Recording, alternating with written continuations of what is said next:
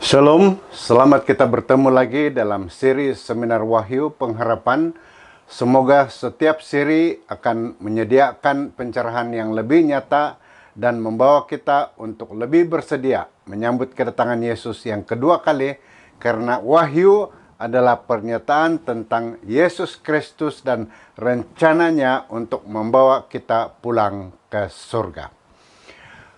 Melalui video kali ini, kita akan mulakan dengan Wahyu pasal 2, bermula dengan ayat 1 hingga 11, yaitu surat kepada Efesus dan Smyrna. Mari kita mula dengan Wahyu pasal 2 ayat 1 hingga 7. Tuliskanlah kepada malaikat jemaat di Efesus. Inilah firman dari Dia yang memegang ketujuh bintang itu di tangan kanannya dan berjalan di antara ketujuh kaki dian emas itu. Aku tahu segala pekerjaanmu, baik jeripayamu maupun ketekunanmu. Aku tahu bahwa engkau tidak dapat sabar terhadap orang-orang jahat, bahwa engkau telah mencobai mereka yang menyebut dirinya rasul, tetapi yang sebenarnya tidak demikian, bahwa engkau telah mendapati mereka pendusta. Dan engkau tetap sabar dan menderita oleh karena namaku, dan engkau tidak mengenal lelah. Namun demikian, aku mencela engkau karena engkau telah meninggalkan kasihmu yang semula. Sebab itu, ingatlah betapa dalamnya engkau telah jatuh. Bertobatlah dan lakukanlah lagi apa yang semula engkau lakukan. Jika tidak demikian, aku akan datang kepadamu dan aku akan mengambil kaki dianmu dari tempatnya, jikalau engkau tidak bertobat. Tetapi ini yang ada padamu, yaitu engkau membenci segala perbuatan pengikut-pengikut Nikolaus, yang juga kubenci. Siapa yang bertelinga, hendaklah ia mendengarkan apa yang dikatakan oleh Roh kepada jemaat-jemaat. Barang siapa menang, dia akan kuberi makan dari pohon kehidupan yang ada di Taman Firdaus Allah. Sebelum kita teruskan, mari kita berdoa.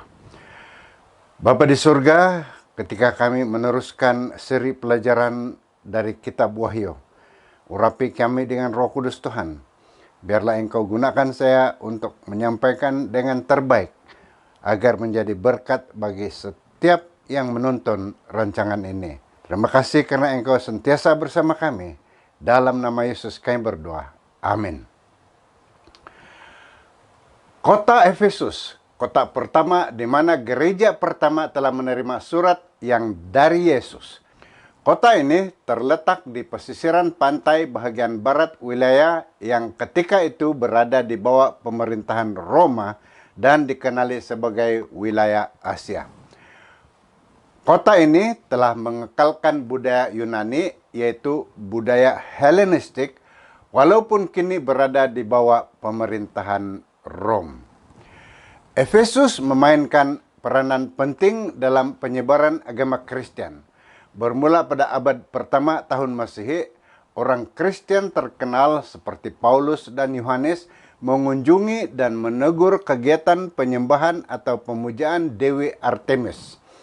Dan dengan demikian telah menarik ramai penganut Kristen dalam proses itu. Efesus merupakan ibu negeri wilayah Asia di bawah pemerintahan Rom. Untuk dapat mengenali lebih dekat kota purba yang serba masyhur ini, mari kita rujuk serba sedikit penemuan para ahli kaji purba yang telah membuat kajian tentang masa lalu kota ini. Ini adalah lakaran kedudukan kota itu menurut kajian purba. Bagian depan sebelah kiri adalah pelabuhan yang terus masuk ke laluan utama berhadapan dengan teater atau panggung, atau lebih sesuai disebut sebagai stadium. Dan ini adalah gambar kaji purba tentang kedudukan kota Efesus. Dan ini adalah pelabuhan buatan manusia. Kapal akan berlabuh di sini dan penumpang serta barang dagangan, import atau ekspor, akan berpindah tangan di sini. Pada kemuncaknya, Efesus didiami oleh lebih kurang 250.000 yang tinggal di dalam kota bertembok itu, di dalam rumah teres di lereng-lereng bukit. Ini adalah jalan yang dipanggil Jalan Akadian, jalan utama dari pelabuhan menuju ke teater atau stadium. Sebelum tiba di stadium yang kelihatan di belakang, terdapat sebuah gimnasium, tempat berlatih sebelum mengadakan pertunjukan di stadium. Ini adalah lakaran pemandangan dari stadium yang memandang ke arah pelabuhan dan laut yang ada di hadapan. Ini merupakan panggung utama, tempat orang Efesus menyaksikan drama. Ia juga tempat untuk melaksanakan hukuman ke atas pelanggar undang-undang. Dipercayai bahwa tempat inilah Paulus telah dibawa menghadap penguasa kota, disaksikan oleh penduduk kota Efesus. Demetrius, seorang peniaga dan pembuat patung Artemis, telah mendakwa Paulus sebagai penyebab perniagaan mereka menjual patung Artemis kepada orang ramai telah terjejas setelah ramai orang menjadi Kristen. Perniagaan patung Artemis hampir tutup. Demetrius menghasut orang ramai merusuh di tempat ini. Boleh baca di dalam Kisah Para Rasul pasal 19. Panggung ini boleh memuat seramai 25.000 penonton. Hampir sama dengan Stadium Likas. Ini agaknya kelihatan stadium itu digambarkan oleh ahli arkeologi. Berhadapan dengan stadium adalah kawasan pasar utama yang disebut Agora Market. Di sini berlaku kegiatan ekonomi, aktiviti perdagangan di antara penduduk Efesus dengan pedagang asing. Efesus juga merupakan sebuah pusat ilmu dan pembelajaran. Ini adalah bekas perpustakaan Celsus yang membuat Efesus sebuah pusat pertukaran ilmu dan pembelajaran di rantau itu pada ketika itu. Ini adalah pintu Mazius Mitradas, salah satu pintu masuk di kawasan penting di kota Efesus. Jalan yang dilapis dengan batu marmer masih kelihatan pada masa ini, yang menghubung satu bahagian kota Efesus dengan bahagian yang lain, dan menunjukkan kemewahan yang dimiliki oleh kota ini. Jalan-jalan yang dibubuh marble atau marmer. Seandainya kita berpeluang melancong ke Turki, pastikan tapak kaki kita berkesempatan menjejaki salah satu jalan yang dilapis dengan batu marmer ini. Salah satu kuil penting, yaitu kuil Hadrian, salah seorang maharaja Rom, masih kelihatan kuil yang didirikan untuk penyembahan kepadanya. Penyembahan kepada maharaja merupakan ancaman utama kepada penyebaran agama Kristen karena undang-undang Rom yang mengisytiharkan maharaja Rom sebagai dewa bergelar Tuhan dan hanya dia sahaja yang harus disembah. Ini bertentangan dengan ajaran Kristen yang menekankan Yesus adalah Tuhan dan satu-satunya Allah yang harus disembah. Tidak ketinggalan di dalam kota ini pusat pelacuran yang merupakan tempat yang dikunjungi oleh penganut Artemis setelah selesai beribadah kepada Artemis, yaitu Dewi Kesuburan. Satu amalan tidak bermoral diamalkan oleh orang Efesus, malah setiap pengunjung yang tiba di Efesus. Ini adalah rumah teres yang dibina di lereng bukit, yang kelihatan seperti ini kalau dibuat lakaran baru. Pengunjung ke Efesus akan pasti masuk melalui pintu ini untuk pergi ke tempat mandi awam. Kota Efesus juga lengkap dengan tempat mandi awam. Selesa bagi penduduk Efesus, juga bagi pengunjung yang singgah di Efesus. Tidak ketinggalan disediakan tandas awam. Salah satu kemudahan awam yang disediakan, pengguna tandas akan duduk bersebelahan ketika melakukan urusan masing-masing. Air sentiasa mengalir di bawah bagi memastikan kebersihan terpelihara. Di tepi jalan juga disediakan air yang sentiasa mengalir. Ini adalah disebut sebagai Trajan Fountain atau air pancut Trajan, memperingati salah seorang maharaja Rom. Pintu Hercules atau patung Hercules yang menghiasi pintu ini, yang disembah sebagai dewa oleh orang Yunani. Kota Efesus, sebagian besar penduduknya berada di bawah pengaruh Yunani. Ini merupakan satu tugu peringatan kepada dewa Mimeus. Tugu peringatan ini ialah memperingati salah satu dewa yang disembah oleh orang Efesus. Dan ini pula adalah kuil kepada Maharaja Domitian, maharaja semasa Yohanes dibuang di Pulau Patmos. Ramai umat Kristen yang enggan menyembah maharaja dihukum bunuh. Di tengah-tengah budaya Yunani, pengaruh Rom juga kelihatan melalui mezbah ini, yaitu Roman altar atau mezbah Roma, salah satu objek penyembahan dalam upacara agama Rom. Di sini gambar yang menarik, kelihatan konduit atau saluran bekalan air bawah tanah. Ini adalah memastikan bahwa bekalan air pipe akan sampai ke setiap sudut di kota itu dan setiap rumah, dan membekalkan kepada setiap 250.000 penduduk di kota itu. Dan inilah lakaran yang menunjukkan laluan pipe yang membekalkan air ke seluruh kota. Selain panggung yang besar yang kita lihat sebentar tadi, di bahagian lain di dalam kota Efesus terdapat lagi satu panggung yang dinamakan panggung Odeon atau Odeon Theater. Seterusnya, kuil Dewi Isis juga terdapat di kota ini. Terdapatnya kuil Isis ini menunjukkan bahwa orang Mesir juga sering berkunjung ke kota ini dan merupakan pengunjung tetap di kota ini, karena Isis adalah dewi yang disembah oleh orang Mesir sejak zaman Yusuf lagi. Dan inilah peninggalan kuil Artemis. Pada zaman kegemilangannya, kuil ini dianggap sebagai salah satu daripada 7 keajaiban dunia purba. Atapnya seluas 450 kaki panjang dan lebarnya 225 kaki dan disokong oleh 120 batang tiang yang tinggi. Sedang penuntun, tempat yang paling menarik yang harus kita jangan tinggalkan adalah bangunan ini. Maria, ibu Yesus, dipercayai telah menghabiskan tahun-tahun terakhirnya di Efesus bersama Yohanes.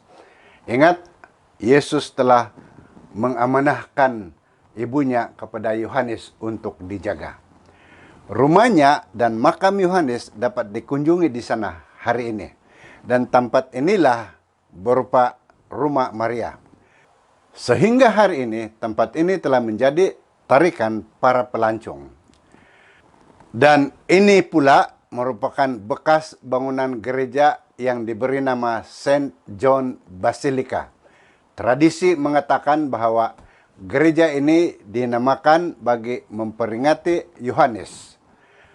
Namun tempat ini adalah yang dipercayai bekas bangunan yang telah menjadi tempat ibadah bagi jemaat Kristen yang pertama di Efesus. Dan dipercayai bahwa kepada gereja inilah surat Yesus kepada sidang di Efesus telah dibaca buat pertama kali. Agaknya jika Yesus menulis surat kepada gereja Anda hari ini, bagaimanakah bunyinya surat Yesus itu nanti? Mari kita huraikan ulasan bagi Wahyu pasal 2 ini yang menyebut tentang gereja di Efesus.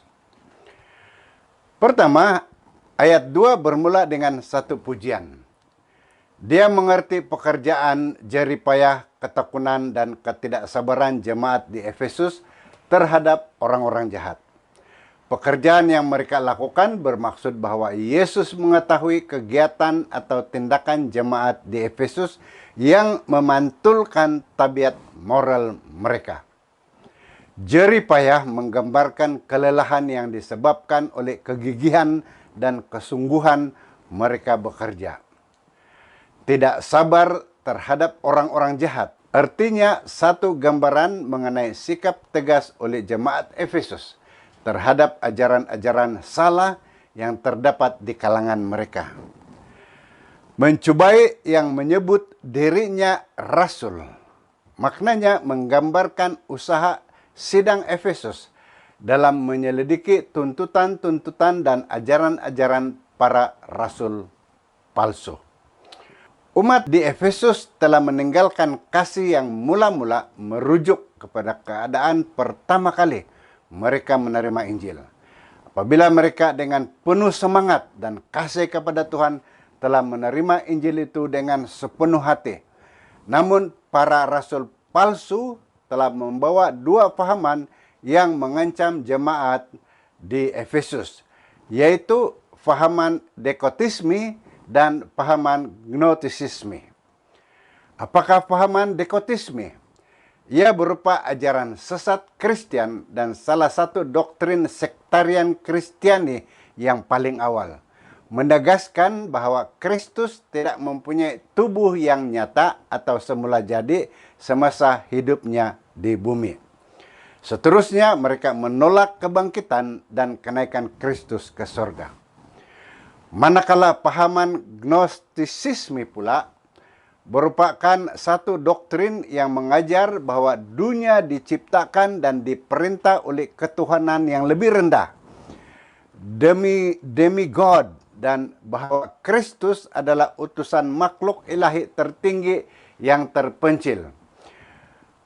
Pengetahuan esoterik atau gnosis yang memungkinkan penebusan roh manusia.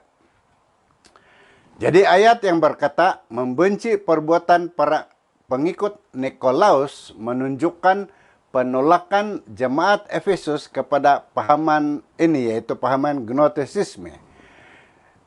Untuk pengetahuan, Nikolaus merupakan salah seorang daripada 7 orang diakon yang diurapi yang dicatat di dalam Kisah pasal 6 ayat 5. Pengikut Nikolaus adalah penganut pahaman gnostisisme. Dalam ayat ini terdapat celaan atau teguran.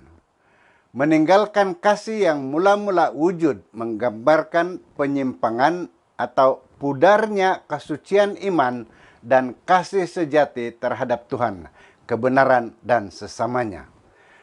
Di samping celaan dan teguran terdapat amaran. Jika tidak bertobat, Tuhan akan mengambil kaki Dian dari tempatnya. Ini menggambarkan bahwa apabila panggilan untuk bertobat tidak dihiraukan, maka hak atau status jemaat Efesus sebagai perwakilan Kristus dan ahli waris surga yang sah akan ditarik balik. Saudara sedang penonton, di samping teguran, amaran, terdapat nasihat dan pelawaan atau undangan. Yang bertelinga hendaklah mendengar, menunjukkan bahwa perhatian harus diberikan kepada panggilan tersebut dengan penuh pemahaman. Dan terdapat pahala kepada mereka yang menang akan diberi makan dari pohon kehidupan. Menggambarkan bahwa orang percaya yang menang mengatasi pujukan dan rayuan para rasul dan guru palsu akan makan buah dari pohon kehidupan di Taman Eden yang akan dikembalikan kelak. Sedang menonton, perhatikan bahwa pada awalnya berkat diberikan kepada mereka yang membaca, mendengar, dan menurut. Di sini, perhatikan bahwa ia bermula di sini, saranannya ialah siapa yang bertelinga, hendaklah yang mendengar, dan berkat yang menurut selepas mendengar dan menurut. Era sejarah Efesus bermula dari tahun 31, yaitu keangkatan Yesus ke surga, hingga ke tahun 100. Zaman inilah zaman penganiayaan di bawah Maharaja Rom kafir. Sedang penonton, seterusnya gereja yang kedua menerima surat dari Yesus. Sama seperti Efesus, Smyrna atau hari ini dikenali sebagai Izmir di dalam negara Republik Turki adalah sebuah bandar pelabuhan di pesisir pantai barat berhampiran Ionia atau Anatolia yang telah didiami sejak zaman purba lagi, yaitu sejak abad ketiga sebelum Masehi. Kota ini pernah dikelilingi tembok yang kuat, dengan kubu-kubu tersebut sering diserang selama kewujudan sebelum kota itu akhirnya dipindahkan ke lokasi lain.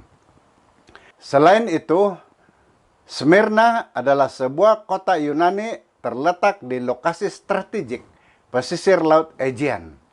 Smyrna menjadi terkenal karena keadaan pelabuhan yang ekonomik, kemudahan pertahanan dan perhubungan darat yang sangat baik.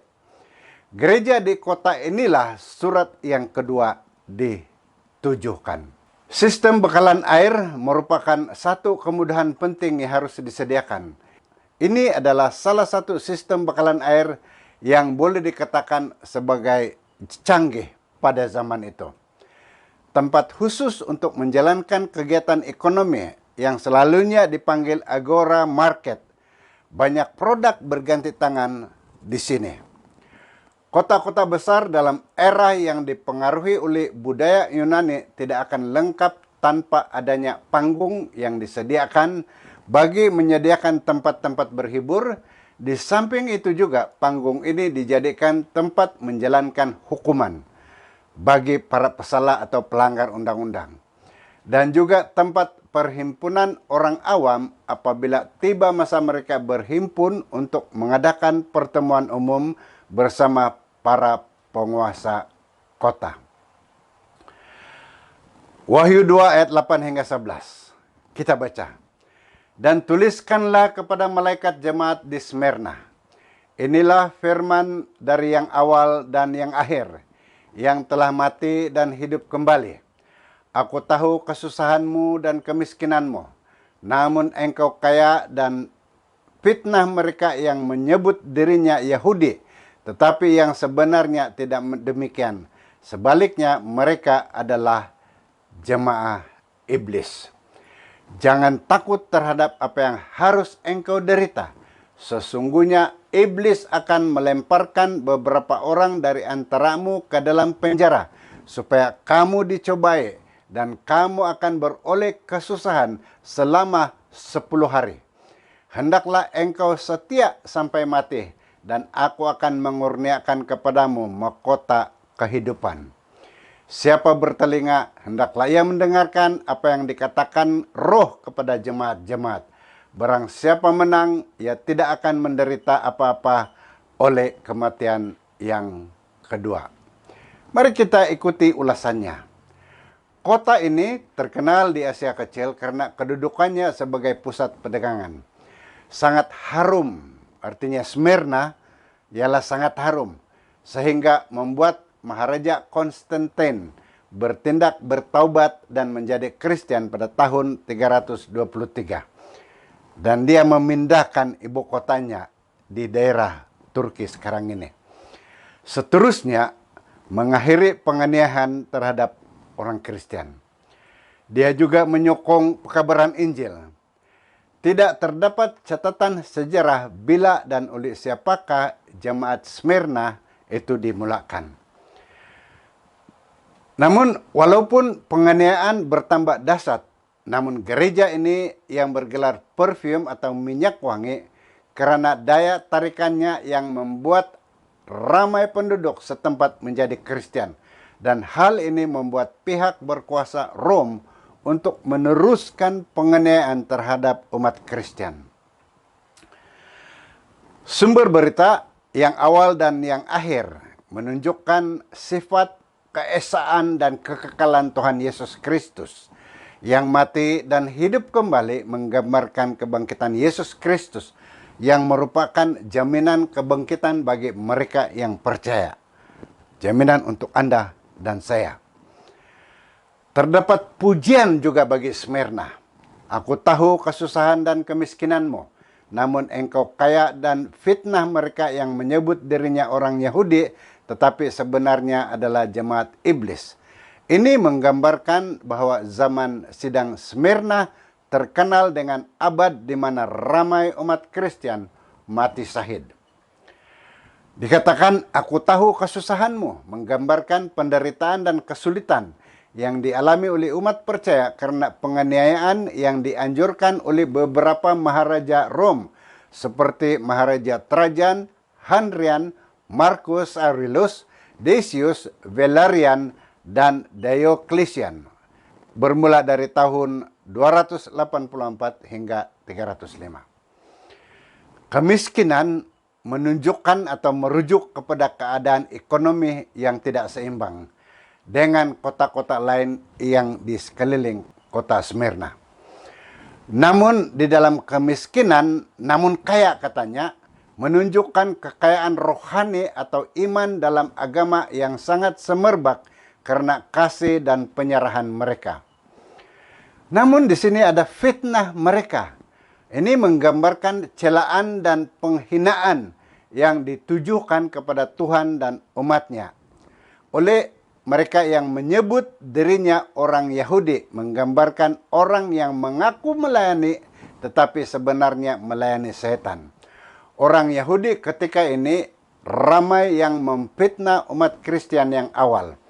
Kita baca ini dalam Kisah pasal 13 ayat 45, Kisah 14 ayat 2, Kisah 21 ayat 27. Yang menyebabkan orang seperti Polikarpus, seorang bishop di Smyrna, mati syahid.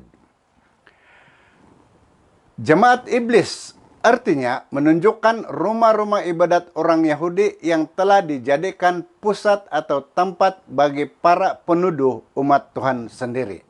Tempat-tempat yang dijadikan tempat-tempat membuat tuduhan kepada umat Tuhan.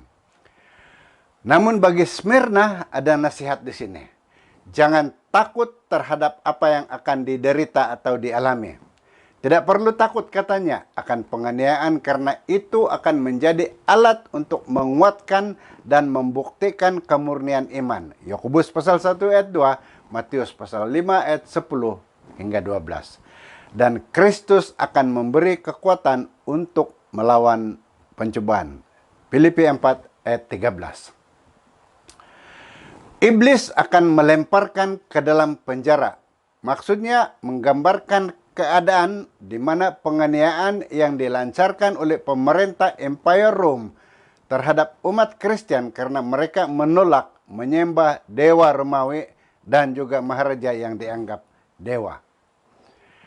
Seorang maharaja bernama Maharaja Trajan tahun 98 hingga 117 mengeluarkan undang-undang untuk membunuh semua orang yang tidak menurut atau tidak patuh kepada pemerintah. Diikuti dengan Maharaja Decius yang mengeluarkan dikri atau perintah pada tahun 250 untuk membunuh umat Kristen melalui siksaan, kematian, penyitaan harta benda mereka. Umat Kristen dijadikan kambing hitam. Seterusnya, apakah maknanya berulik kesusahan selama 10 hari? Sedang penuntun. 10 hari dalam nubuatan kita sudah paham sebagai merujuk kepada 10 tahun. Dan ini merujuk kepada satu era yang berlangsung selama 10 tahun. Yaitu satu penganiayaan besar-besaran terhadap umat Kristen. Dari tahun 303 hingga 313 yang dilancarkan oleh Maharaja Diocletian dan Galerius, penggantinya yang sangat kejam. Pada Perhimpunan Agung Council of Nicaea pada tahun 325, dari antara para bishop dan para pemimpin agama yang datang untuk berhimpun waktu itu, ada di antara mereka yang telah kehilangan satu mata, kehilangan kedua-dua mata, ada yang tidak mempunyai tangan, dan ramai di antara mereka yang memiliki kecacatan lain di dalam tubuh mereka. Dekri atau titah yang dikeluarkan oleh Dioklesian 10 tahun sebelum itu, yaitu pada tahun 303, untuk menganiaya umat Kristen telah ditarik balik atau dimansuhkan oleh satu dekri bersifat toleransi yang dikeluarkan oleh Maharaja Konstantin pada tahun 313. Ini dikenali sebagai Edict of Milan. Bagi Smyrna terdapat satu saranan. Hendaklah engkau setia sampai mati. Satu anjuran untuk terus setia walaupun harus menuntut korban nyawa. Sama seperti Efesus, ada pahala bagi gereja Smyrna jika mendengar dan menurut. Pahalanya adalah mahkota kehidupan, melambangkan pahala atau ganjaran yang akan diberikan kepada pemenang atas setan walaupun harus melalui kesusahan. Dan Smyrna tidak akan menderita kematian kedua, menggambarkan umat percaya yang terlepas daripada kematian kedua yang berupa hukuman ke atas dosa dan yang akan mengakhiri dosa. Sedang penonton, sekian saja untuk kali ini. Jika Anda ada pertanyaan, sila hantarkan message secara pribadi kepada saya atau tulis di bahagian komen di bawah ini. Dan jangan lupa like dan subscribe untuk mendapat info mengenai video yang akan datang. Kita jumpa lagi di video seterusnya dengan Gereja Pergamus dan Tiatira. Tuhan memberkati. Mari berdoa. Bapa Surgawi, terima kasih atas kesempatan ini. Kami sudah belajar tentang dua surat yang telah dihantar kepada Efesus dan Smyrna, dan belajar serba sedikit mengenai pengalaman umat Tuhan di dua zaman ini. Biarlah ini menjadi satu kekuatan bagi kami apabila kami mengalami zaman Efesus dan Smyrna di dalam hidup kami sementara kami menanti kedatangan Tuhan yang kedua kali. Dalam nama Yesus kami berdoa. Amin.